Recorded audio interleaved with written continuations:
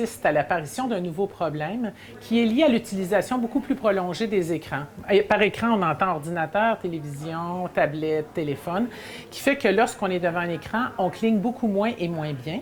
Donc, on ne stimule pas les glandes que vous voyez ici sur l'image du haut qui sont stimulées par le clignement.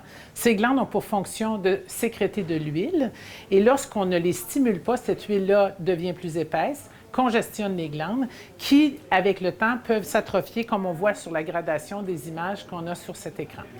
Donc, l'objectif, lorsqu'on fait l'examen, c'est de voir dans un premier temps s'il y a des glandes de boucher et ou atrophiées et d'agir le plus rapidement possible pour éviter une détérioration par atrophie.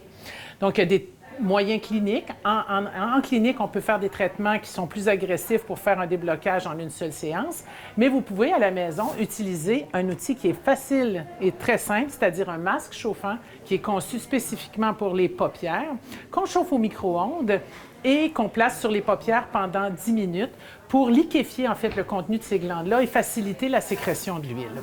L'avantage d'un masque comme celui-ci, c'est qu'il vient avec une petite housse qui peut être lavée à la machine. Donc, ça permet d'avoir un masque qui reste constamment propre et d'avoir seulement à entretenir la housse en question.